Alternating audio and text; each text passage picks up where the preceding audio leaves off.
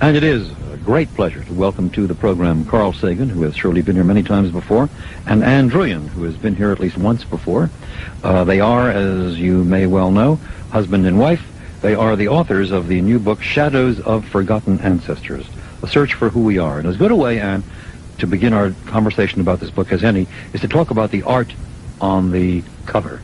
Well, Describe that lovely illustration and then explain it. It depicts a newborn baby in a basket, naked, and this has to do with the central metaphor of the book, which is that the human species, in a way, is that newborn baby on the doorstep to the universe.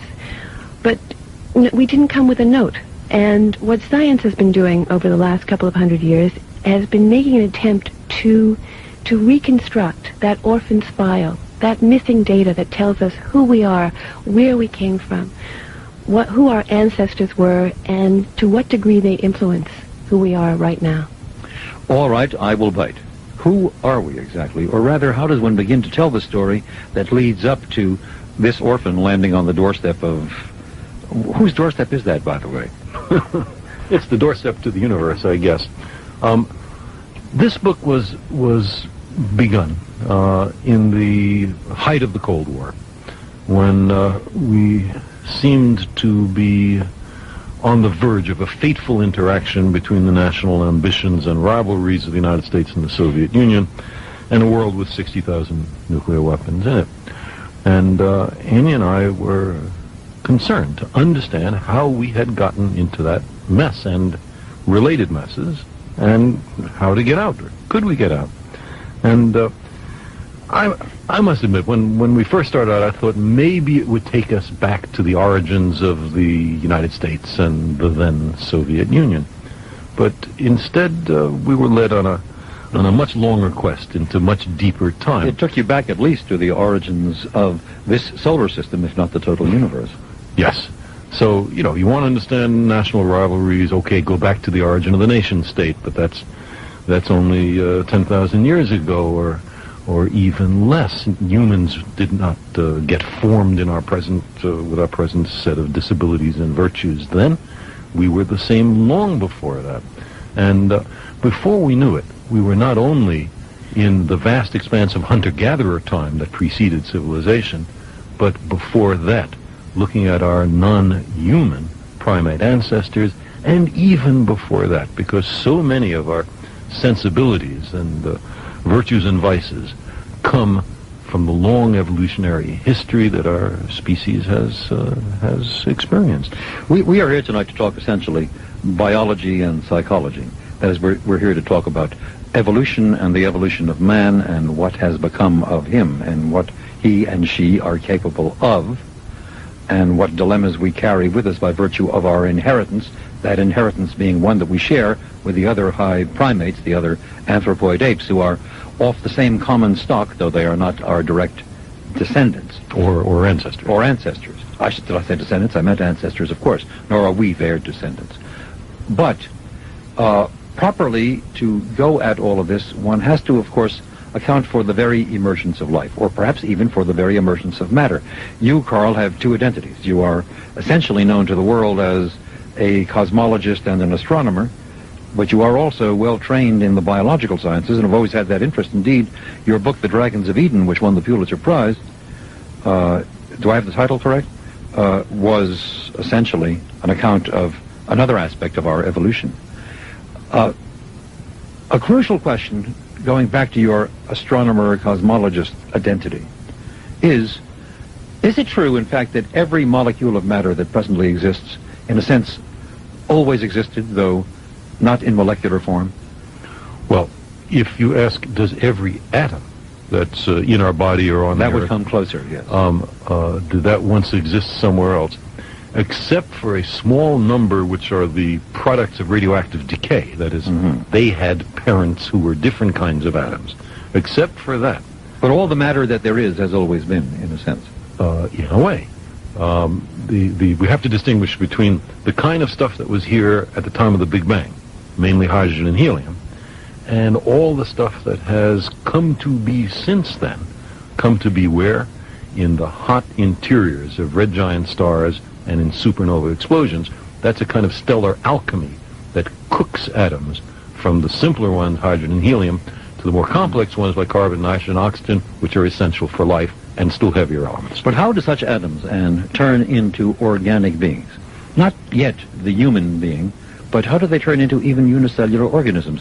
What's the secret of the origin of life itself? How did life get started? Well, that's such a profound question, and I'm not equipped actually to answer that question. I would be a fool, in fact, to answer it with Carl sitting here. This was really much more his field than mine. Then you yield to Carl. I yield to my learned and wonderful colleague. I will yield back on many issues later. Well, life on Earth is an expression of the remarkable capability of certain kinds of molecules. The nucleic acids, of which DNA is the most famous variety, which contains all our hereditary information, all the information which determines, let's say, what our children shall look like, and many of their hereditary predispositions are encoded in a language of about 4 billion letters, if I can use that word. And everyone else's heredity is determined by a different sequence, slightly different sequence of 4 billion letters. So to some extent, the origin of life is a question which reduces to the origin of these key molecules. And the proteins, which are the means by which nucleic acids reach out into the world and determine what is happening. So the characteristic way you approach this is you start out with what you think is the primitive atmosphere of the Earth. You apply energy in the form of the equivalent of lightning or charged particles or shock waves from incoming comets. And lo and behold, in the laboratory, you find all of the simple building blocks of the nucleic acids and the proteins dropping out like manna from heaven. You say lo and behold in the laboratory. That was a laboratory at the University of Chicago. The original experiment was done by Stanley Miller under the direction of Harold Urey in 1952-53 at the University of Chicago. Where they generated nucleic acids. Where they generated amino acids, the building blocks of proteins. And since then, the building blocks of nucleic acids have been generated. And another important aspect of this, which we do talk about in Shadows of Forgotten Ancestors, is that we now find that, for example, comets are loaded with organic matter. They're, in fact, 25% organic matter. We know that comets hit the Earth even today. Back at the time of the origin of the Earth, about 4.5 billion years ago, they were hitting the Earth at an enormous rate, and some of those comets and cometary debris survived the impact, and the organic matter contributed, again, in a different way to the origin of life. What you really have just sneaked in is a confirmation of what is sometimes called the panspermia hypothesis, or at least a version of it. Francis Crick and others have argued that life has also originated outside or off this planet and has landed on this planet. Important distinction. What I was just talking about was the arrival of preformed organic molecules, not life. What Francis Crick and others, going back to a Swedish chemist named Arrhenius in the 19th century, were talking about is the arrival of life itself. That, to my mind, solves nothing. It merely postpones dealing with the question of the origin of life. Back. And there's no evidence for life coming in uncommon. Life begins someplace perhaps as long ago as 4 billion years, is that right? Yes. When does complex life of the sort that we ultimately descend from? Well, that was it, 4 billion years ago. I mean, those first organisms are our most distant ancestors. Of course, yes. We come from them. And already, with those first organisms, you see the beginning of consciousness, which was something I find very striking. How can we know that? You mean a unicellular organism has consciousness? These organisms have to make some very critical decisions. One is, I digest you, I do not digest me. Mm-hmm. And there is I and thou, right there at the very beginning, this first awareness that there is a difference between me and everything else. Is it awareness, or is it merely ordered sort of biochemically and mechanically? Is our awareness awareness, or is it merely biochemical? Are you sure there's a difference? No, I'm not. I'm truly not. And of course, that's an eternal philosophical and ultimately neuroanatomical argument. Yes, and it runs right through all of our philosophical traditions, this question. Over and over again, you see the pillars of Western philosophy going back Plato, Aristotle, through Kant, Rousseau, Yeah. all of them. And they're all very willing to immediately say that there's a distinction between what all the other living beings, their consciousness and their awareness, and ours. A difference Yes. not in degree, but in kind. We have awareness, we have consciousness, they have something biochemical. And as we jump forward, we come to the basic question of how we differ, if at all, from our very close animal relatives, who are the very high anthropoid, man-like apes, the chimps, the orangs, the gorillas, the bonobos, and so on. And we need to talk about that a good deal, and we will. Your book deals with that in an utterly fascinating way. Indeed, I must instantly add that this book is totally fascinating from the very beginning to the very end, and yet it's the first volume of what may be a series or may just be... 3 volumes. You contemplate projected 3 volumes. 3 volumes. Because you take this book really up to the dawn of the emergence of the human humans. species. That's right. The book in question is Shadows of Forgotten Ancestors, the publisher's Random House, and we've got some commercials coming, but when we return, and before we get to man and the other apes, we need to talk about a central figure. You do a few chapters on him. He's one of the most interesting people in the history of science, the history of human thought and achievement. That is, of course, Charles Darwin, and evolution is the key to this whole story, and his formulation of the basic theory of evolution is one of those great leaps forward in human ideation, which has made a change in everything since just the middle of the last century. So, we return instantly to Carl Sagan, to Ann Druyan, and to Charles Darwin after we pause for these words. Moderator, Milton Rosenberg. And we return to Ann Druyan and Carl Sagan, who are the co-authors of Shadows of Forgotten Ancestors, The Search for Who We Are. That is published by Random House. It's a wonderful book, superbly written, draws from many sources, full of very valuable explanation and explication of the relevant areas of science, relevant to accounting for our origins and the origin of life, and for that matter, the origin of the solar system within which life occurred. But you will both agree, of course, because this is evident from your book, that when it comes to discerning and somehow seeing through the shadows of our forgotten ancestors and getting back to the full detail of the story of our origins, a crucial figure, the basic seer through the darkness, is Charles Darwin. There's no question that before Charles Darwin, our past was kind of like a deep, dirty secret, a dark secret. And Charles Darwin did so many things for us as a civilization. One thing is that before Darwin, of course, the story seemed to be only a few thousand years long.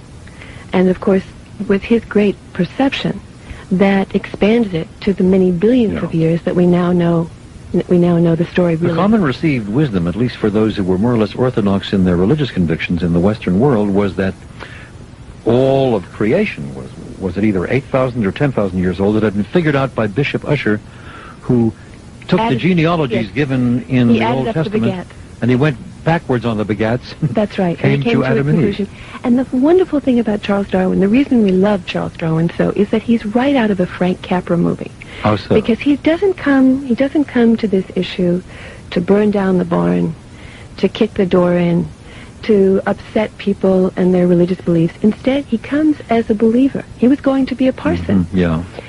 But he's an honest man with tremendous curiosity and really remarkable self-discipline.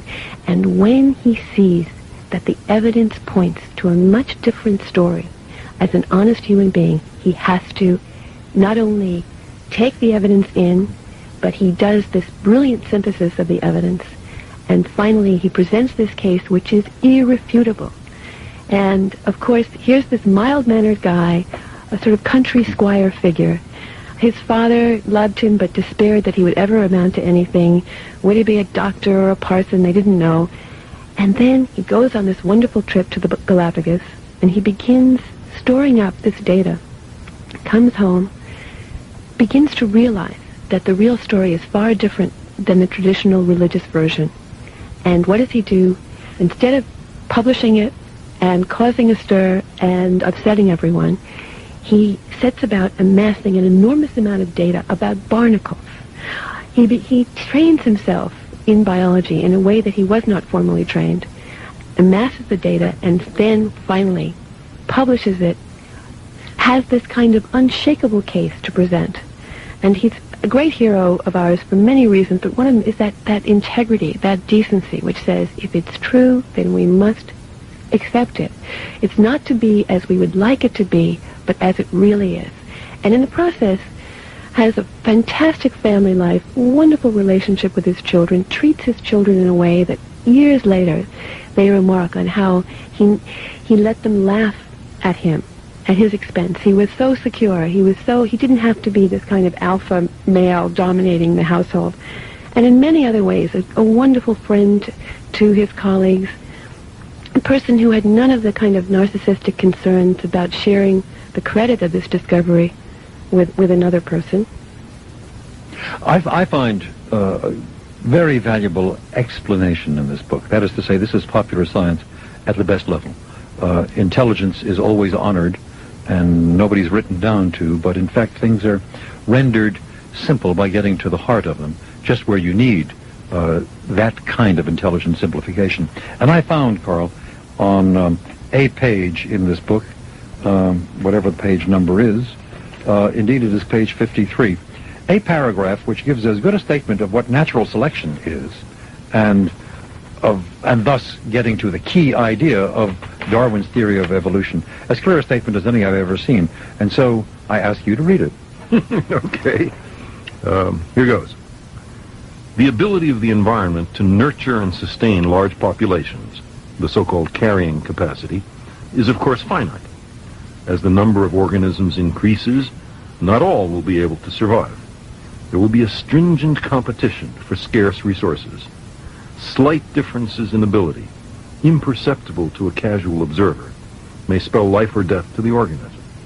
Natural selection is a great sieve, straining out the vast majority and permitting only a tiny vanguard to pass its heredity on to the next generation.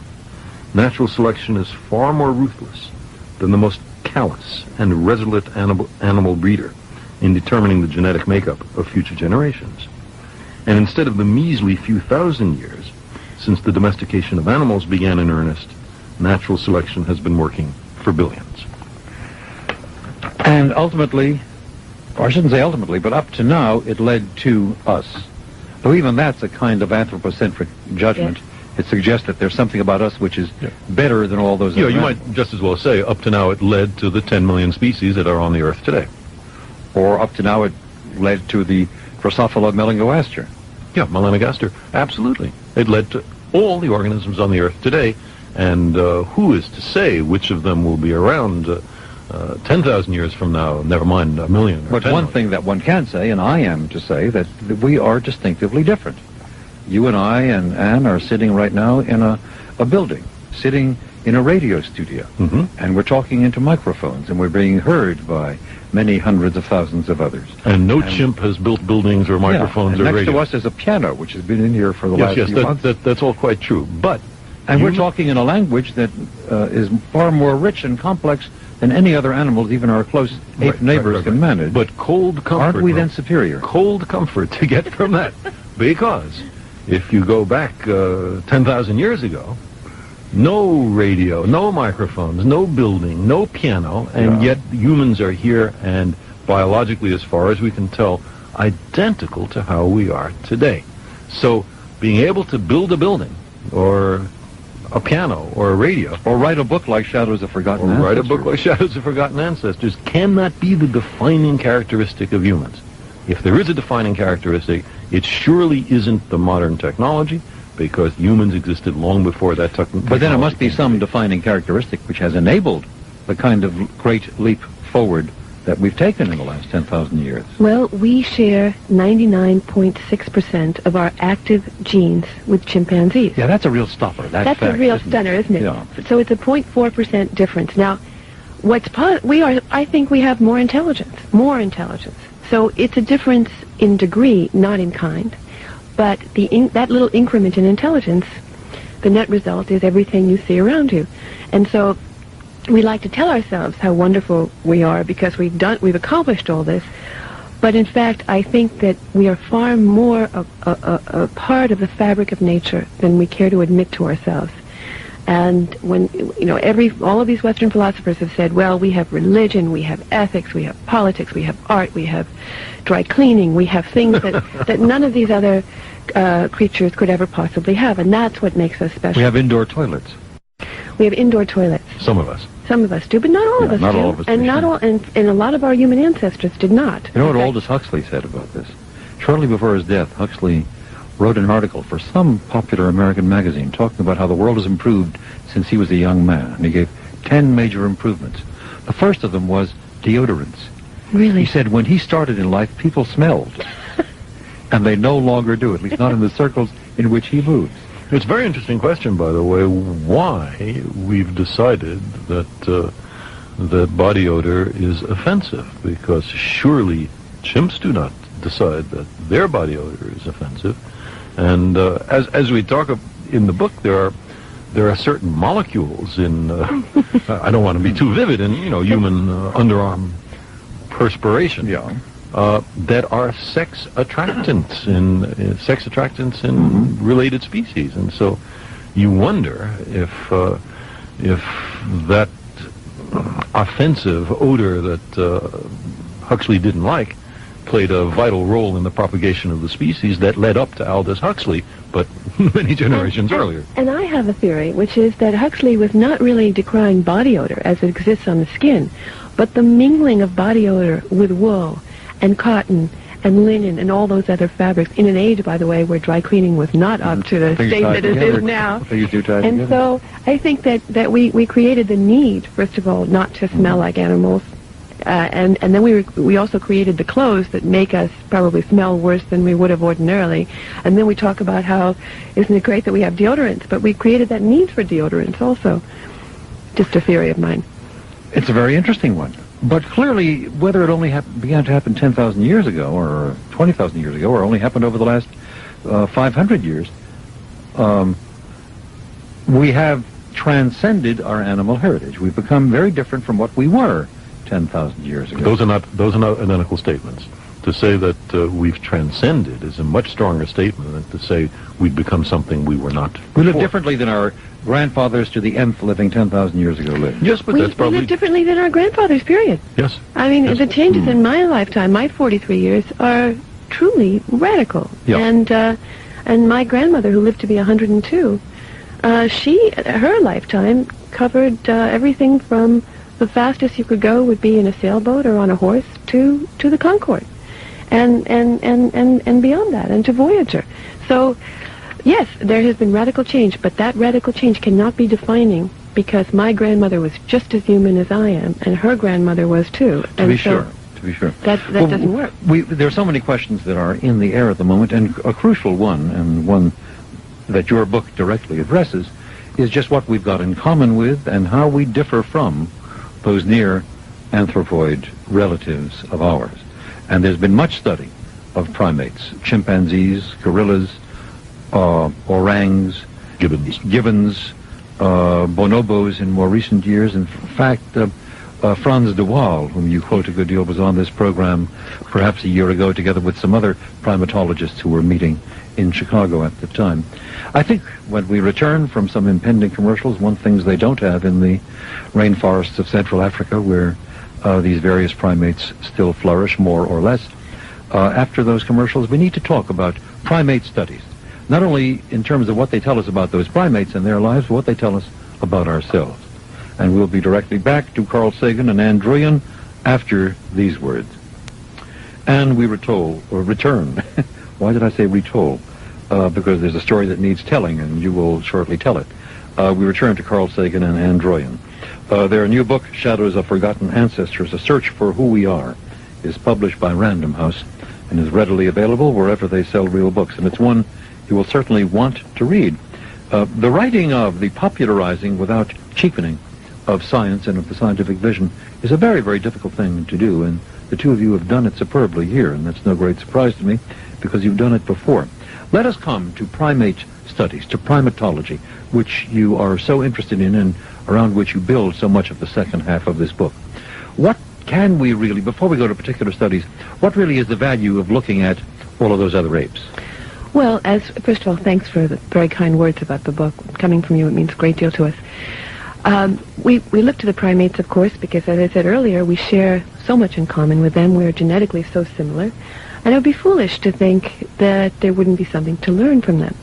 What's interesting to me is that traditionally we would study baboons and gorillas and chimpanzees and draw all kinds of negative conclusions about, there was something distasteful about the idea that we were related to them, the way they conducted themselves.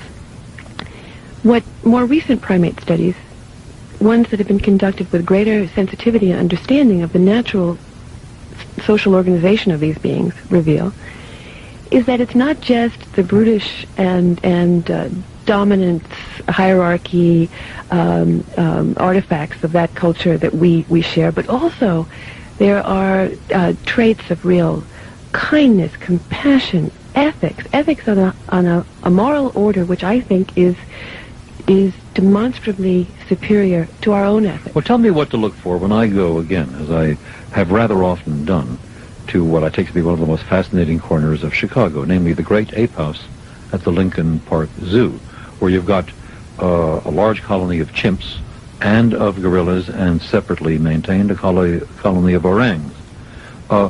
If I look at the chimps or the gorillas, where will I find moral concern and sensitivity? In what kinds of behaviors? Well, in the chimps, especially those chimps, are probably a little bit more crowded than they're used to being, and in those stressful situations, it's remarkable that the female chimps, for instance, even though this is no feminist paradise, the females take a lot of abuse from the males. However, in these stressful situations, when the males are reaching for the nearest rock and picking up the rock to throw at another male, it is the female who, at great risk to herself, will reach up and pry open those fingers and disarm the male in an act of, I just think it's remarkable, first of all, that they're willing to do this considering the abuse that they get, but also it's a kind of something that resonates with our own experience. She's saying, don't females. fight, be nice. She's saying, come on, boys, calm down, don't fight, put down that rock. And so You're that's going to hurt somebody. But among other species, for instance, the macaques are almost saintly, and this was demonstrated in a series of experiments done in the 1960s, in which macaques were offered food as a reward for electrically shocking their fellow macaques. Mm-hmm. And regularly, 60% of the macaques would rather go hungry than shock and inflict pain on a fellow macaque. In one course of the experiment, 87% of the macaques refused to hurt another macaque, even though they were starving. They were starved for as long as 2-week periods, no food, and they still wouldn't do it. The inevitable comparison, as of course you know, is to Stanley Milgram's research, in which you get 90% of all humans who are asked to shock other humans as what is ostensibly part of a psychological experiment, do deliver the shocks. Precisely. And there, it's not a question of, I'm going hungry. I haven't seen any food for 2 weeks. I think I may have to shock this other macaque, this other human. No, there it's, I'll get $5. Yeah. From, and I'm being... But also, I'm participating in a scientific experiment. Yes, this is and I'm being told by the authority figure, science. the alpha figure of the moment, that, oh, it's okay, they don't really feel it, it's fine, do it. And I'm willing to do it. When you're hearing, in the Milgram experiment, when you're hearing the anguished cry of the supposed victim, he's actually in league with the psychologist. And he's not really getting shocked, but the subject doesn't know that. And he's saying, I have a heart condition, this is going to kill me, please stop.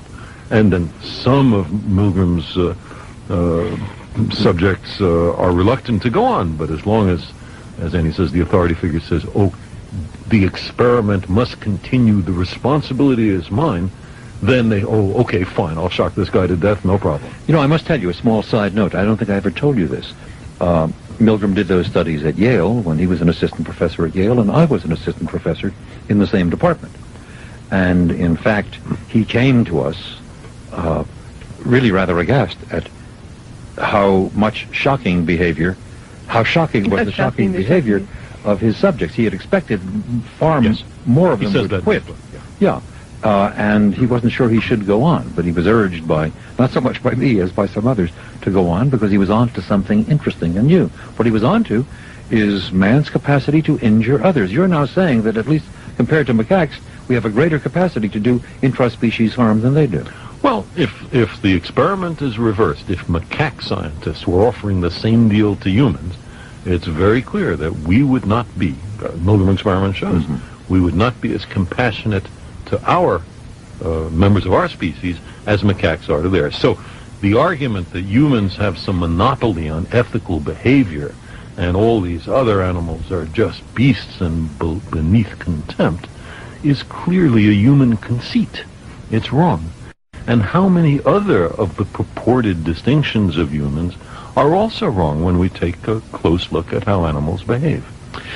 Come to some other areas. A basic area, love, sex, family, paternal urgings and impulses and so on. How do they compare to us? How do we compare to Well, them? of course, it's a very broad spectrum. And if you're a Hamadryas baboon, if you're summoned, if you're a female and you're summoned by your mate, for any reason, if you don't respond instantaneously, you can literally have your head bashed in. However, there are also gibbons. Gibbons truly mate for life. And the way gibbons manifest their territoriality is they don't urinate on the ground to say, this is my turf. They don't menace anyone approaching. They sing songs, these wonderful arias that echo through the forest. And the married partners sing duets. And they sing all through their married life. And when one mate dies, usually it's the male, the female never, ever sings again. There's almost a kind of operatic quality to the whole gibbon life cycle. The alpha male, the one who is really the dominant figure in the group, he sings, and there are kind of moments when he declines and when it's time to transfer power, to pass the mantle, where we imagine these operatic power transfer arias of the gibbons. Now, nobody knew this, of course, until gibbons were studied in their own environment, and all of this information is only a product of investigations of the last few decades. Are they more out of Verdi or out of Wagner? What? We were imagining Verdi because it was so familiar. Sounds like Verdi, doesn't it? Yes, it's more Verdi. It's more schmaltzier. You know, it has a kind of a more family style kind of thing. But there may be some... when I think of the baboons, the Hamadryas baboons, that's more Wagnerian to me, actually. They are... Well... the males are quite domineering. Very domineering and brutal, really. There's a kind of brutality there that... Well, you saw Pat Buchanan at the Republican Convention. You saw that kind of... To me, that was very much the Hamadryas baboon platform come to life. I guess I'd better ask you how so. Well, in that... And I want to be careful to say this, because I'm not... It's easy to demonize Pat Buchanan. But this was a naked appeal to division, to resentment, to stop those females, put them in their place. Let's, there's a battle going on here. He said, make no mistake. It was a kind of he was responding to what he perceived, I think, as a threat to his group's domination. Now, there's something, you see him saying it, and you saw the men on the floor giving really what were primate pant hoots in response to what he was saying. They were, whoop, whoop, whoop, like that. Were they really? They really were. And it was wonderful. so striking. Now, rather than just demonize Pat Buchanan, because I know in myself that I know it feels good sometimes to hate. It feels really good to feel superior, to look at another and say, aha, they're all wrong and I'm right and my group's great. This is another legacy from our primate past. And so, in other words, not to idealize it, not to say it's all saintly macaques or happily married gibbons, but it's all of it. It's all of it. We are part of the But I would entire argue, fabric. here we're going to have a little bit of disagreement, perhaps, but that would be fun anyway, wouldn't it? I would argue, quite apart from Pat Buchanan, I didn't actually see the speech, I read about it, but if you take the Republican platform and its original stress on family values as they played through the convention, that they were talking to something about which we all ought, in fact, to be concerned. The American family has, in many ways, come apart.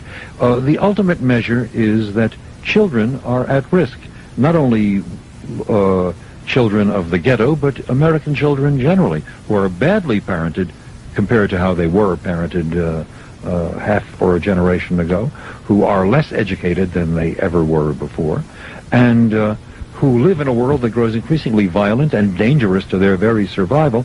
There's reason to be concerned. Just as certain kinds of primates are very attentive to their offspring, we have every reason to worry about what's happening to our offspring. And if the Republicans were talking to that, I think they were talking about something legitimate and important. Well, there's no question that our children are at risk. But let's think of the ways they're at risk and see if simply urging men and women to stay together and raise the child is the solution if no other aspects of the society have changed. A major problem is perinatal malnutrition.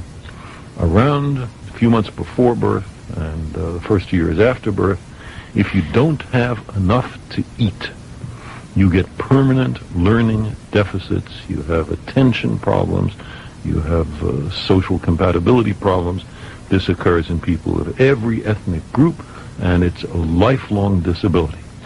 Now, a family staying together, if there isn't enough money to prevent malnutrition in the baby, doesn't solve this problem.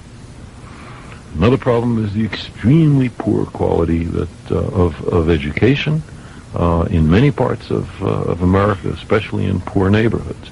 Another is the unavailability to a large number of people who want it of Head Start and related programs.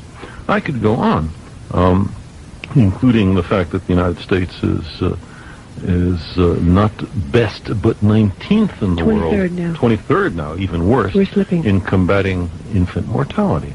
Now, there are lots of aspects of the problems that children face, the bill for which we're going to have to pick up in the next generation, that are not solved in any way by rhetorical appeals to family values.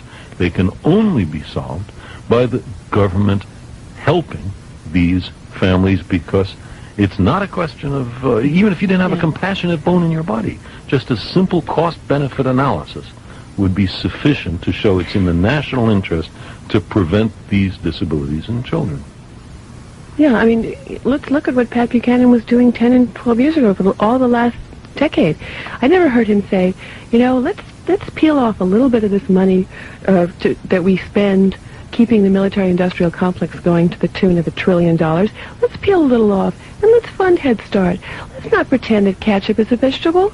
That was his administration that was trying to sell that. Well, he wasn't president, though he did work in the Reagan White House. Did for you a while, ever I hear a agree. discouraging word about that? No, not a single. No, there was no. No, you see, what I object to is there are people who want to pick out enemies and demons that they can point to and give everybody a good time, sort of stirring up those hatreds, but they don't have a constructive thing to say about the problem. Yeah. And that's the whole. That's why To tie this discussion to the primates beginnings, see, I would say that what Pat Buchanan was trying to do is to make an appeal to ethnocentrism, the idea that our group, whichever we happen to be born in, is the best, to xenophobia, the idea that all those other groups are terrible, to dominance hierarchies, salute the alpha male, the top of the hierarchy, and know your place and don't be uppity, all of which we can see in our primate relatives. Not only that, these and sexism, these kinds of behaviors have adaptive value. Millions of years ago, it was very much to our advantage to divide the human species up into lots of small groups of a few dozens each, and to have mutual hostility between these groups. Explain. This is back to the evolutionary analysis of our origins and of our behavioral repertoire. Why did that once have more adaptive value than it may now have? This is an argument that was first put forward by Sewell Wright at the University of Chicago. And essentially, it's that life is in a kind of bind. Evolution is not foresighted. It's adventitious. And so it only addresses the current problem. And that means that what you really want to do is to have a wide range of different constellations of genes in order to prepare, in quotes, for any possible contingency. But evolution doesn't ordinarily work that way, because you only have to deal with the problem before you. If you divide up into small groups, there are sampling errors, statistical fluctuations, which give you a wide range of different constellations of genes, so that by accident, one of them is pre-adapted for a range of possible future contingencies. And because the groups have a certain degree of exogamy, a certain amount of mating between the hostile groups, even though they nominally hate each other. You know, it's like in Romeo and Juliet and Rudolph Valentino's The Sheik. You find members of the hostile group surprisingly appealing. The alien woman is always worth the raid. That's right. And so for those reasons, it makes sense. Xenophobia, ethnocentrism, dominance hierarchies, that partly for other reasons, makes a kind of evolutionary sense. But now we're in a very different situation. Now we have world-transforming technologies. Now we are in very large groups. Now the dangers of ethnocentrism and xenophobia are extremely worrisome. Now is the wrong time, and that's why I applaud Annie's characterization of Pat Buchanan as representing the Hamadryas baboon political platform. As you look at what evolved in the wired-in, stamped-in behavioral programming of the higher primates, and as you look at man, what does emerge, if we are linked to these close cousins, what does emerge is a great deal of what once was called instinctual aggressiveness, or might now be called essentially genetically programmed aggressiveness, which emerged for its evolutionary, for its survival value, and which persists as given in our very inherited neuroanatomical structures and biochemical bases for the activation of certain behavior patterns, which leads to a very serious problem, one that I know that both of you have been much involved in and much concerned with over recent years, namely that man does seem to be primed, does seem to be programmed for intra-species aggression, just as are many of our ape relatives. And that intra-species aggression, given our higher intelligence, it is a greater intelligence than those apes have achieved, and the technology that we have developed through the application of that intelligence, and the fact that that technology has gone on to develop a technology of destructiveness, which is totally incomparable to, in its vast efficiency, to the pounding of other people with rocks or whatever. All of that, I've lost the structure of my sentence. What that brings Not you a pretty to, sight, is it? what that brings you to is the terrible question of man's innate hostility towards other members of the species, and the fact that we do organize in groups which ideologize in ways which render the stranger even more abhorrent than he might otherwise be, thus the specter of war. And beyond that, the fact that our technology permits us to kill without confronting the gore and blood and guts, which missiles is ordinarily inhibiting. Missiles are a wonderful way to get around ordinary compunctions. That is just like a computer game. Press a button, people die, you never see them, nothing to worry about. We've got some commercials coming, but we've laid the ground for what is, I think, the ultimate question about whether we can master our nature and march into the sunlit uplands of a transcendent future, or whether we are, in essence, fated to destroy ourselves, whether by this route or by yet another, namely the despoilation of the very environmental setting in which we flourish. We will be directly on to both of those questions and both of those prospects with Carl Sagan and Ann Druyan after these words. And back to Ann Druyan and Carl Sagan, who have co-authored the brand new book, Shadows of Forgotten Ancestors, The Search for Who We Are, and that is published by Random House. We've come to what is inevitably the payoff question, and we've come to the twin specters of environmental despoilation and war, which could more or less wreck the human species. Now, we thought about the latter, about war, nuclear Armageddon. We thought about it more a few years ago than we have lately. We now congratulate ourselves. Well, the Cold War is over, and both sides have agreed to take down the large portions of their nuclear weaponry, and so we're out of that woods, and we're out of that crisis, and that's a relief. Is it really, Carl, a relief? Are we done? Yeah, I mean, we're not done, but boy, it's a relief, I'll say, to have these two hostile nations armed to the teeth with more than enough weapons to destroy the global civilization, maybe even the human species. To have that ended is a big relief. I feel it emotionally. And, you know, Annie and I got arrested for protesting U.S. nuclear testing in the face of a Soviet moratorium, and we were deeply involved because we were deeply concerned. I want to say, to hand out what I think is a justified compliment, that you didn't end the Cold War, but you made a small and significant contribution, and just how small, or maybe larger than small it was, but in the working out of that scenario concerning nuclear winter, I think you helped to further scare us properly about what danger we were in. I'm so glad you mentioned that, because just 3 weeks ago, we heard Alexei Leonov, who was the first human ever to walk in space, and who was a general in the Kremlin, say publicly that it was, in fact, the nuclear winter and Carl's coming over to the Soviet Union and talking about it that absolutely, completely undid their resolve. He said that after Carl left, they looked around at each other and they said, it's over. We have no nuclear option.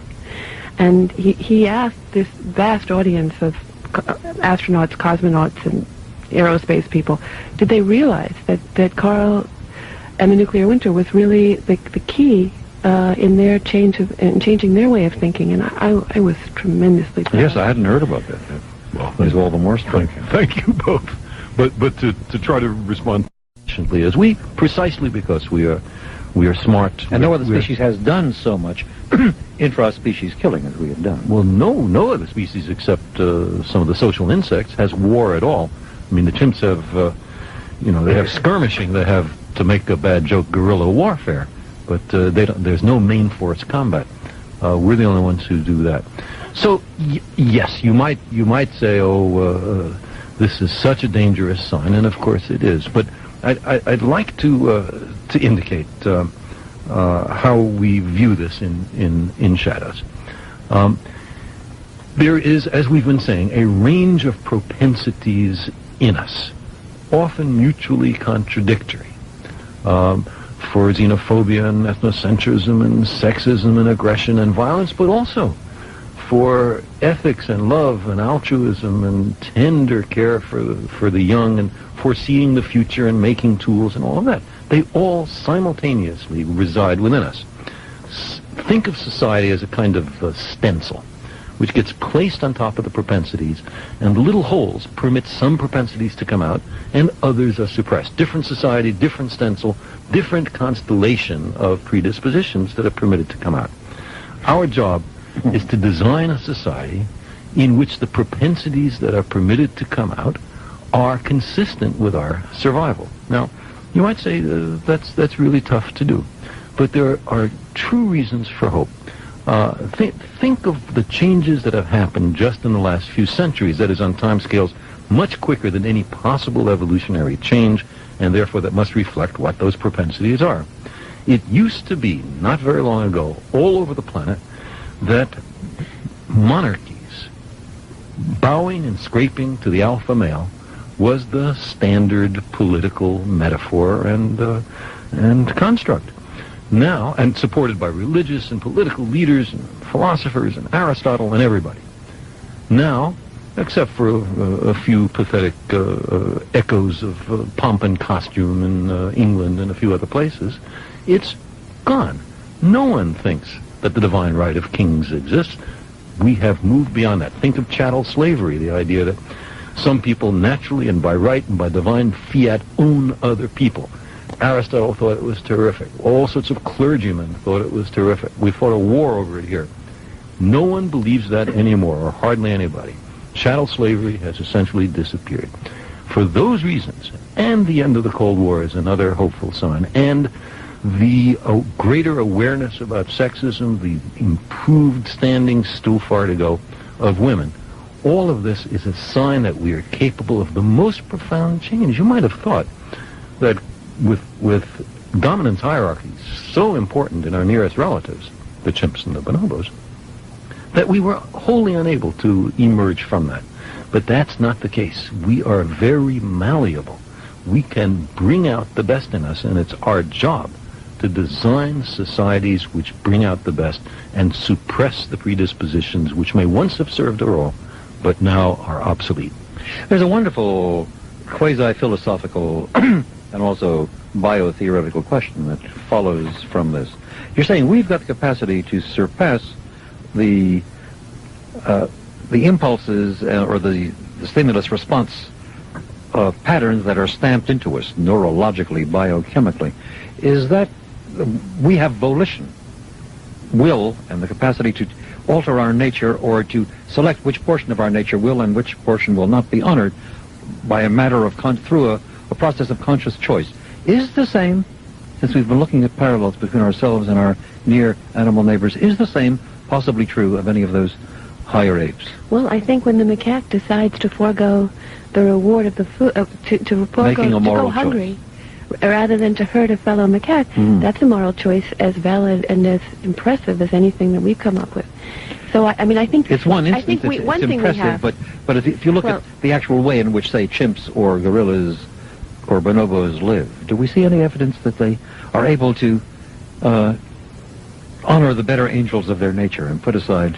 There's a famous experiment that Conrad Lorenz reported of some tropical fish in which the males carry the hatchlings, the babies, around in their mouths. Yeah. Here is the father fish swimming along with its baby in its mouth, and it comes upon a piece of food, and it's hungry. What will it do? And they said they could see the gears turning inside, metaphorically speaking, inside the brain of the fish. Long pause. Fish spits out baby, eats food, then gathers up the baby and continues. Now that is a decision that the fish had to make, probably straining its intellectual powers to the hilt. But that business of you really attribute that to decision and to ratiocinative process rather than to something instinctively built in on a reflexive basis. But are you sure that that distinction doesn't apply to us? That is, how much of our decision-making is, if you want to use the word reflexive, take heroism. Heroism is something greatly admired in our society. We give congressional medals of honor. But talk to the hero. What does he say? Does he say, I sat down and added up the pros and cons, I made a cost-benefit analysis, and then decided to throw my body on the grenade? No. He just did it. It just seemed like the right thing at the time. I don't mean to take anything away from courageous and heroic people. But are we sure that it's really a rational decision, or is it something largely built into us? Well, that really raises or skirts the whole problem of consciousness and identity and individuality and volition and everything else. Do you want to imply, suggest, hint that despite the fact that we move as if we are free beings and think of ourselves as having choice, that we are in fact just very, very complex protoplasmic computers? No, I think there is a degree of choice. I think the idea that the choices that we congratulate ourselves on may be less a matter of some particularity, some personal individuality, and more some product of an ancient legacy, which we are just beginning to understand. I think that doesn't undermine the importance and the value of the choice at all.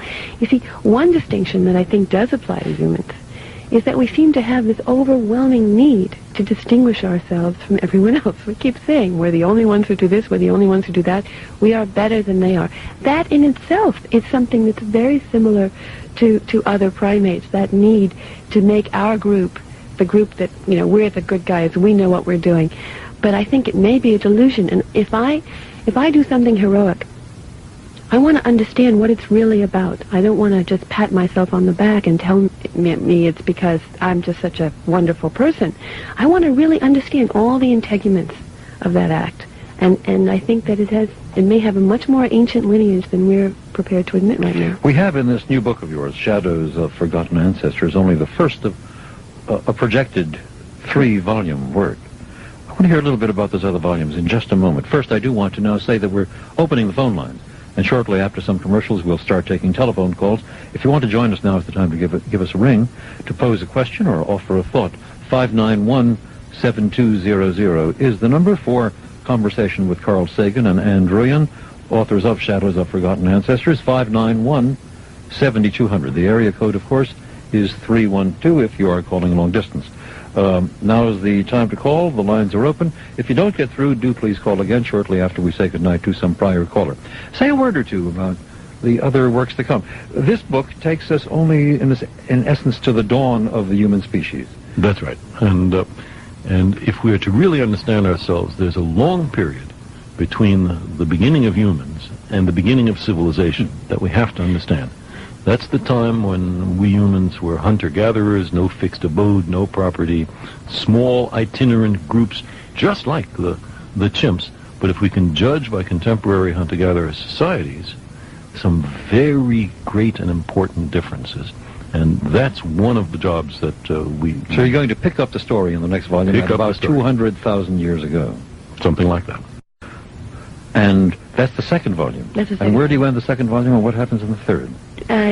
Well, the second volume ends with the settling down of the human species, and the third volume concerns itself with the invention of agriculture and the rise of civilization. And how we can... It brings us to the present moment Brings us and our right present up to- time and our present dilemma. That's and right. some prescriptions for I get the sense that the solutions. second volume must be largely written, am I right? I wish. Not quite yet. But I did want to it's say planned and something projected. in response to something you said earlier, Mel, and that is that we came away with a sense of optimism, the likes of which I don't think I've ever felt in my life. And we began this search with a sense that no matter where it led us, we would go, and we wouldn't flinch, and even if there were areas that we disagreed about, and even if there were challenges to some of the self-defining ideas that we have, we would meet them head on. And I came away feeling a sense that our species has so many resources, and that we are so adaptable, and that the legacy that we have is really so valuable that I really think that we are going to. Nothing is ordained, and nothing is written, and scientifically you can't possibly say what's going to happen. But I have a sense that we have what it takes to get us over. There's an old, simple conversation ender that used by Yiddish speakers. Indeed, my parents used to use it rather easily. Very simple. As men ved leben, men ved zen. If we live, we'll find out. That's right. And that's really what we're talking That's about. right. If we live, then we'll see what happens to us. Sure, I guess I want to share that optimism. Indeed, I feel more optimistic now than I did 5 years ago, for the very reason that Carl was referring to earlier. The end of the Cold War is kind of reinvigorating in one's hopes for mankind. But it's also unleashed a kind of Pandora's box of... It has indeed. It has indeed. Of nationalisms and superstitions and group Yeah, hatred and there's reason to worry that some of those groups that are at each other's throats may get their hands on nuclear weapons. That's right. But here again, it seems to us that understanding where we came from and understanding what our closest relatives do in the course of their lives is very helpful for understanding, for example, the ethnic hatreds, the ethnic, quote, cleansing, close quote, that has raised its ugly head. Terrible phrase that's been raised in Yugoslavia. Yeah. We will pause the last, not the last, next to the last round of commercials, and then after that directly on to the phones. 591-7200 is the number, and if you're not getting through right now, that's because all the lines for the moment are taken. But do please continue to try. Some calls get processed and don't get through, and for that matter, if we say goodnight to somebody, then there is for a moment a line available. 591-7200 and on to your calls, right after these words. This is Sagan. What is it that you see? You were talking about the hope for the future. I'll mention a couple and see if that spurns you on to talk more about that. If we had the world not to overpopulate any further than the numbers we're at now, if we use our technology to build cultures that will start to share resources so we don't burn down the rainforests, etc. What might some of your solutions be for the future of humankind on planet Earth?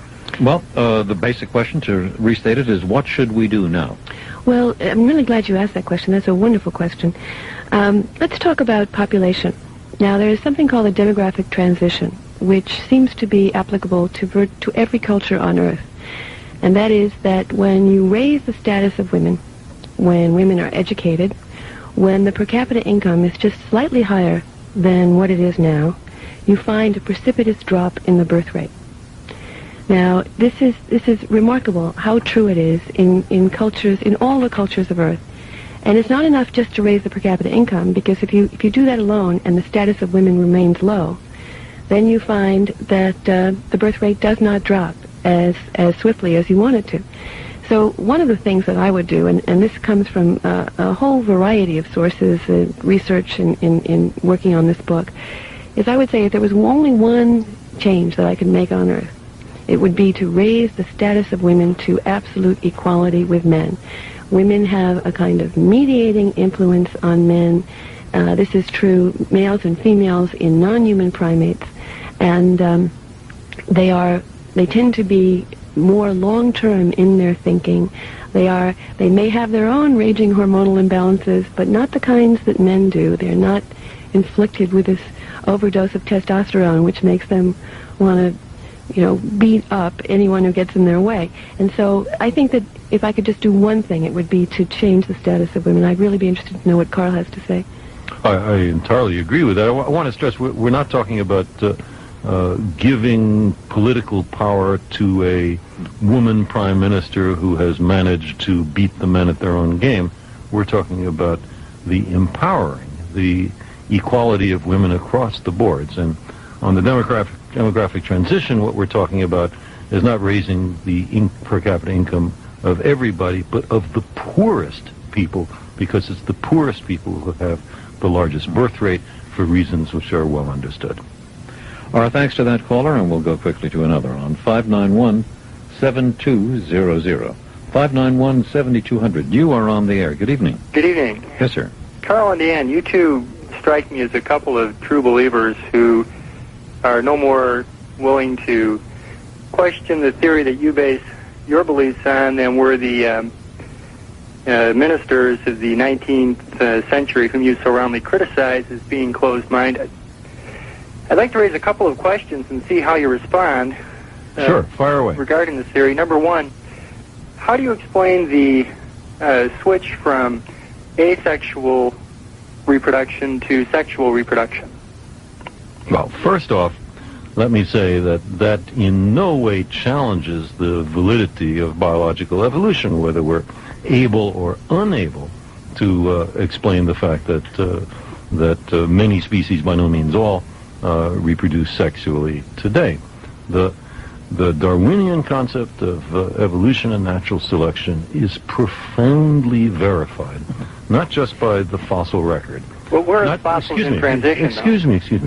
Not just by the clear experience of artificial selection, but by the record in the nucleic acids, which is obtained by DNA sequencing, in which we can see the similarities and differences of organisms and trace their evolutionary past, in other words, you've got this history.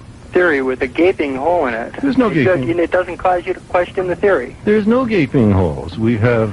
You're talking about the absence of intermediate forms in the fossil record. That was one problem. The fossil record. Well, let's talk about each thing that you have problems with. If there's time. Well, just a minute. You raise one, and then when I'm about to answer it, you rush off to the next. Let's do them one at a time. The fossil record is necessarily incomplete because of the processes of erosion, but particularly, it seems to me... And all the fossils in transition got picked off. Sir, Nobody you're going said to- all the fossils. you're We going have to lots of intermediate forms. You're going to have to put aside your creationist primer for a moment and either listen to the answers that you raised. Well, sir, I will thank you for the call, but I think it would be unproductive to continue because our caller, I fear, is too ready to do battle rather than to listen. He rather reminds me of Pontius Pilate. He asks what is truth, but does not stay for the answer. Let me at least respond to one of the caller's concerns. Consider artificial selection. I mean, there is something intrinsically implausible about evolution, particularly if you think that the world is only a few thousand years old, as the biblical chronology would have it. Then the idea of one species flowing into another is absurd. We never see that in our everyday life, we are told. But consider artificial selection. Consider, for example, the variety of dogs on the planet. We have dogs ranging from Chihuahuas to Great Danes. We have dogs specialized for herding sheep, for going into holes, for catching birds that are shot down, for taking care of the babies, for guarding the house. Tremendous variety of dogs on the planet. And in fact, they are man-made dogs in a way. Exactly. Where did they come from? We, humans, made them by controlling which dog shall mate with which. We like the characteristics of Rover. We like the characteristics of Spot. We now introduce Rover and Spot to each other so that we can have the products of their progeny. Other dogs with characteristics we don't like, who are unpleasant to us, we do not encourage their reproduction of. And in the short period of 8,000 or 10,000 years, we produce this immense variety of dogs. Now, compare that with 4 billion years of biological evolution, not artificial selection, but natural selection, which goes into not just the overall characteristics and personalities of the dogs, but into the biochemistry, into the internal organs, selecting what works a little bit better, just the faintest bit, in the competition of organisms. And then it is clear that the beauty and diversity of life on Earth can emerge. But if you don't buy 4 billion years, you don't buy evolution. And we ought not to get trapped in something which tends to be an American phenomenon, namely the insistence that there's an opposition between religion and scientific theory, and more particularly evolutionary theory. There is only if indeed you stand by a fundamentalist reading of the Bible, particularly of the Old Testament. That's right. If you're a biblical literalist, then there are problems. If you believe that God may have used metaphor in dictating the Bible, or that people are fallible and didn't get everything right, then there's no problem. Or if you believe, as some Christian theologians say, that God works through history, that means he also works through biology. He works through the history of biology. Absolutely. And the deist point of view, that God establishes the universe and the laws of nature and then allows it to unfold. All of that, so that's a wide variety of different religious views, are all entirely consistent with evolution. And thus it happens that Charles Darwin is indeed buried in Westminster Abbey, his family invited to lodge him there by the Church of England. That's right. In fact, the family wanted to bury him at home, and the Church of England said, no, you must bury him in Westminster Abbey with Sir Isaac Newton. Yes. And we say in the book, you've really got to hand it to the Church of England. Here they were saying, those of you who do the most to disprove the truth of what we say, we reserve the highest honors for. And that is also what we love most about science. I'd like to take issue with what the caller said. He said we are true believers. We are not true believers. We are painfully aware of our ignorance and of the limits of our understanding of the universe. This book is our attempt at creating a kind of coherent story informed by the findings of science. But the thing we love about science, we revere its methods and the fact that it knows that it can always be wrong and that it's always ready to revise itself in the face of stronger evidence. And so not true believers at all, but merely people who have used the methods of science to find something out about the way we are. And we'll go back to the phones now. There are 1 or 2 lines available. If you've been trying to reach us, please try again, and do so rather quickly. 591-7200, the number. You are on the air. Good evening.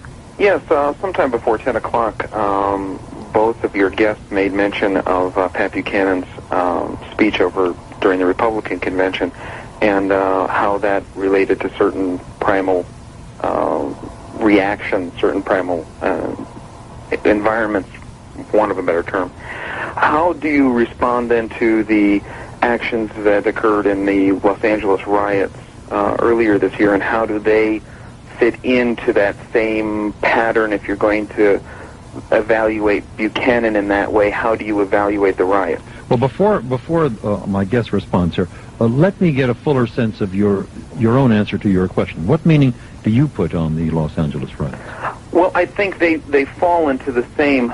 I believe they would have to fall into, if you evaluate them along the same lines, they'd have to fall into the same category that man, in some way, shape, or form, still has an inherent violence that has to be expressed in some way, and it is directed. I don't know whether it's necessarily cultural or purely instinctual or what, but there certainly is a not. I can't agree or abide by the somewhat positive view that Dr. Sagan has taken over how man is progressing along those lines, looking at how violent we get even in an environment that seems to be overall in the world fairly positive. I mean, the United States has got a pretty good lifestyle even for some people who are not even in the best situations. Mm-hmm. So that's how I would view it. All right, let's get a response. Well, I see traces of our ancestry when I look at the White House. When the president gives a State of the Union address and he's riding high in the polls and he comes striding down the aisle, and the members of the House and the Senate all push each other aside to try to touch the alpha in a kind of demonstration of it's just so absolutely reminiscent of the kind of behavior that you see among non-human primates. I see it there. I see it in Desert Storm. I see it everywhere I look. Only it seems to be, though, on what would be considered positively Republican issues? I mean, that's how... No. Okay, no, absolutely not, and I'm glad you pointed that out. No, I see it not just in Republican issues, but what's interesting is that historically humans have been willing to accept this model when they look at the poorest and the weakest among us, the people who have the least. They say, yes, I recognize there's the trace of the non-human primate, but not when they look at the Queen, which is also another manifestation of that. What is that but it's the most naked biological heredity? This is alphahood by virtue of genetic... But yielding to power, or yielding to the dominant hierarchical figure, isn't quite the same as the outbreak of violence that threatens to destroy the very surround in which you exist. Yes, I think there's a difference between seeking to touch the garment of the president as he comes down the aisle in Congress and bashing in heads in Los Angeles. But is there a difference between organized warfare and the disorganized warfare of Los Angeles? See, organized warfare kills more people. Perhaps that's true, but is that also part of that same legacy? In other words, are we willing to see it there as well as willing to see it in Los Angeles or anywhere else? Yeah, I think as long as we're willing to do this in an even-handed way and to recognize that these shadows of forgotten ancestors run through the society from the well-off and the powerful to those who are poor and powerless, then we have no quarrel. Our quarrel comes when people say, I see the beast, I see the jungle in the most disenfranchised, least powerful part of the population, but somehow are unable to see the same beast and jungle at the top rank of the dominance hierarchy. I must ask you, just look to another world, not the world of working class and underemployed people in the Los Angeles ghetto. Think of a world that you and I know rather well. We've both inhabited versions of it for a long time. The university, academic life. Do you see any shadows of forgotten ancestors moving through academic life? Well, there's no question there's a dominance hierarchy there. The young instructor hopes to be promoted to assistant professor, who hopes to be promoted to associate professor, who hopes to be promoted to full professor, who hopes to be promoted to full professor with endowed chair, and And there's no question that those high up in the hierarchy tell those low down in the hierarchy what to do. Graduate students are in many places exploited, and so on. It's just a natural part of human life. What about the uses of hostility, or the sublimated uses of hostility? You can see that at universities as everywhere else. You can see dominance hierarchies, not just in academia. You can see it in motorcycle and big city gangs. You can see it in big city political leaders and the bureaucratic hierarchies there. You can see it in Machiavellian Italy. You can see it in the military. You can see it in corporate hierarchies. Well, it's a big part of our society. Well, do you look forward to a time when hierarchy will have disappeared from the structure of human affairs? Well, that's a good question. First off, I think it's fair to say that there are some circumstances in which hierarchy is essential. And is functional. And it's functional. Warfare is an example. You may say that warfare is unnecessary, but this is one of those cases where as long as there's one group which is interested in warfare, everyone else must have at least minimum preparation. But might you not argue that in the things that are less instantly deleterious, such as, for example, the structure of business or the structure of educational institutions, that hierarchy is also functional and is somehow a part of our social organizing, the equipment by which we do social organizing so as to get the business of life properly handled. Absolutely right. But there is such a thing as too much hierarchy. There's such a thing as too little hierarchy. If you must delegate power because you have a large organization, some kind of hierarchical organization is necessary. There is also, to use a distinction that Erich Fromm made many years ago, the difference between rational authority and irrational authority. Yeah, it would be stupid to say that any authority is dangerous and we should avoid it. There are perfectly good reasons why we have authorities, but in a democracy, the people are supposed to rule. So that means that they are the masters, if you want to think of it that way, and the government is the servant, and we don't see much of that. I mean, what is the Bill of Rights but an attempt to obviate the power of the alpha to push everybody else around? It's like leaving the primordial seas for the land. It's saying that we know that power is corrupting and that the alphas tend to get out of control. And we know that the rest of us need to be protected. That's really why we revere the Bill of Rights, because it's precisely that.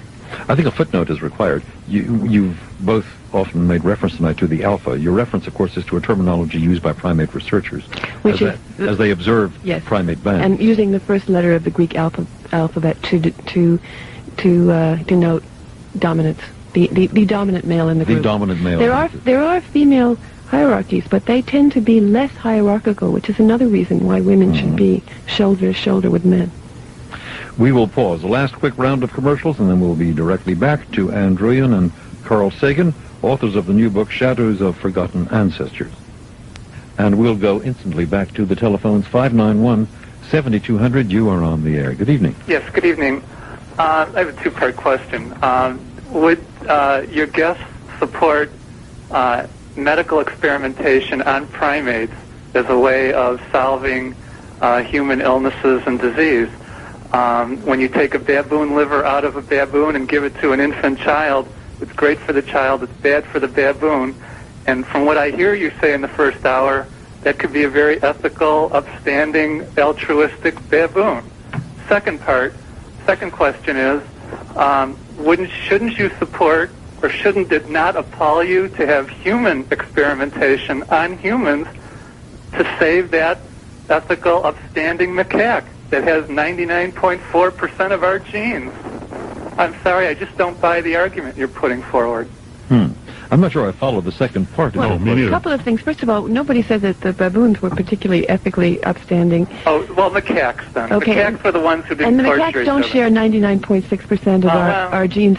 You're thinking of the chimpanzees. How about chimpanzees? They're great, too. Well, I hear a derision in your voice, and I don't know, what the source of it is.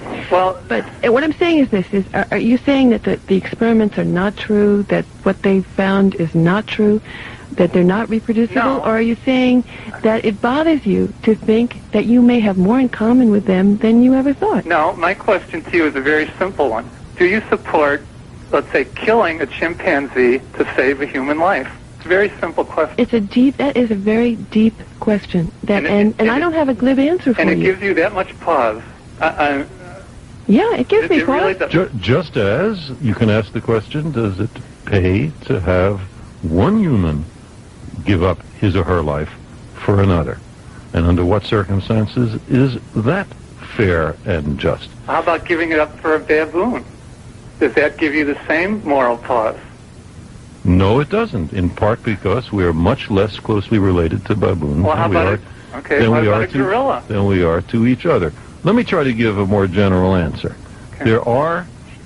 There are experiments on other animals which are cruel and heartless and cannot possibly be justified for whatever benefit emerges. There are other experiments in which there is not excessive pain or not any pain at all, and in which we learn something which can save the lives of many human beings. I would not want to be the one who tells the parents of children whose lives are in danger that their children have to die because we will not sacrifice or even inconvenience some non-human primate. I don't for the moment suggest that these are easy decisions, but you recognize that decisions of this sort involving humans only happen every day. And in the case of the non-human primates, similar difficult ethical choices have to be made. Our thanks to the caller, and I also hear the contention or the anger or at least annoyance in his voice. It really does. Which is an interesting phenomenon. Carl has been on this. You've been on this program once. Sure. Carl has been on, I suppose, 5 or 6 times over the years. Whenever he commits a book, he shows up. And I've never heard this sort of response before. Certainly not when you're functioning in your astronomical cosmological mode. But this is more powerful. When you turn to your biological mode, this seems to stir people up a little bit. How do you account for that? Well, I think it's very clear. What we're talking about in astronomy is austere, glorious, beautiful, distant, does not instantly touch our emotions in the sense of everyday behavior. When we talk about human beings, when we talk about politics, when we talk about the possibility that we are very closely related to beings that many parents rush their children past at the zoo so they will not see something unseemly going on in the cages, that's a very different story. I think that's true, although when Carl talks about astrology, he very often gets the same response, the same affect. Astrology rather than astronomy. Or UFOs or ESP. Or abductees or... When I'm skeptical about those things, then certainly I touch the nerves of people who believe them. But you know, what this is about is the displacement, the increasing displacement of human beings from the center of the universe. And every step we take away from the center, and usually it's science that's delivering that bad news, that we're not at the center of the universe, we're not created separately, that we are a part of the fabric of nature and not so special as we seem to need to think we are. It's painful. And I think it has to do with psychological concerns and very deep feelings that many of us have about ourselves. Freud made that point about himself, although I thought he was rather wrapping himself in the mantle of Copernicus and Darwin. He said there have been 3 great insults to man. First was the Copernican revolution, which undid Ptolemaic astronomy and the notion that the Earth is the center of all the universe. And the second was Darwin's discovery that we are linked to other animals, which is what we're talking about tonight. And the third was his displacing human rationality by pointing up the great prominence of the unconscious. I'm not so sure that his was just as much an insult to mankind as the other 2 may have been. May have been, yeah. But interestingly, we've got a fellow coming here on Wednesday night who's just done a book titled Freudian Fraud. This is the psychiatrist E. Fuller Torrey, who argues that Freudianism, though it may have some utility in therapeutic application, has done considerable injury to the very structure of human society. And there will also be a representative of the Chicago Institute for Psychoanalysis joining in that discussion. While I'm on programs to come, I do want to say that tomorrow night, being the beginning of the Jewish holiday Yom Kippur, I will not be here, at least not in live form, though we are playing some recently recorded tapes. One of them with Walter Isaacson of Time magazine, who has just done what is an astonishing and fact-filled and possibly quite critical biography of Henry Kissinger, titled simply Kissinger, a Biography. 591-7200 is our number, and we'll go quickly to another caller. You are on the air. Good evening. Yes, Dr. Sagan, I'd for a moment like to call on your position as a member of the advisory board to the Drug Policy Foundation to ask you a very simple question. Is the so-called war on drugs a rational policy, or is it an irrational policy? Well, I think it is mainly irrational. The whole idea of a military metaphor on this kind of problem is, I think, a great mistake. To give one case which is very clear, that there's a wide range of drugs, some less pernicious than alcohol, some extremely dangerous, and so we must be very careful about lumping them all together.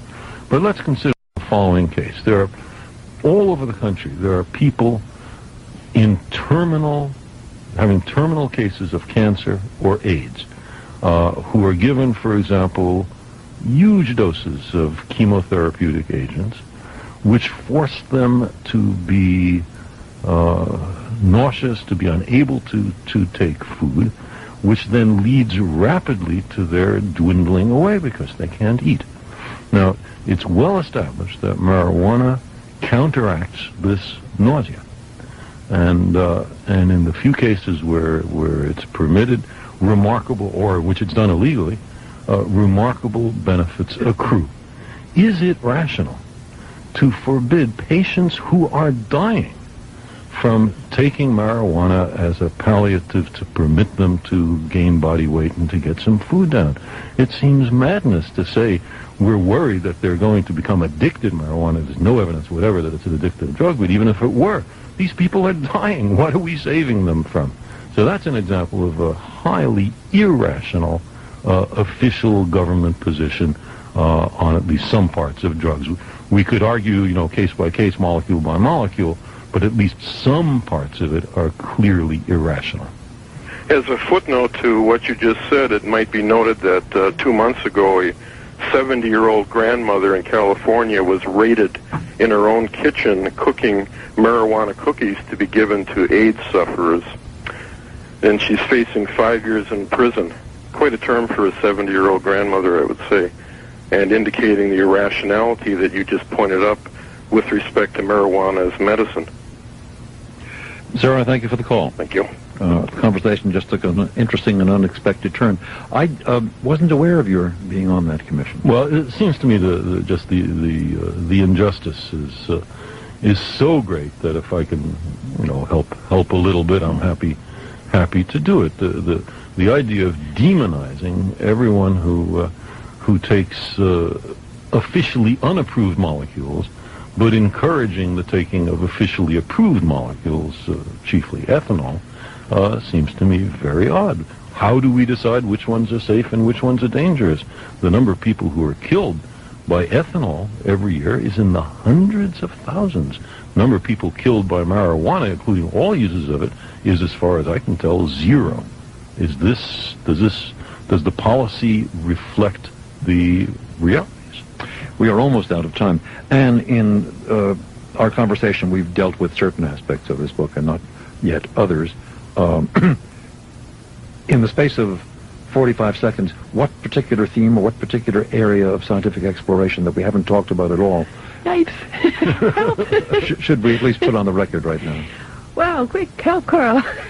I would just say that the whole idea of understanding ourselves by looking at our relatives, and I don't just mean the primates, but all the way back, insects and before that, is exhilarating. I find it is so exciting, so broadening, and some people may think this is a misuse of the word, so humanizing. Instead of making me grumpy to discover that I'm related to the other animals, I think it raises the significance of human beings, that we are so closely related to so many species, and such a gorgeous panoply and diversity that the Earth's life is graced with. That's right. To be part of a chain that's 4 billion years long is nothing to be ashamed of. In fact, it's really something exquisitely beautiful. And it's kind of heartening to know that one has so many relatives out there. That's right. Big family.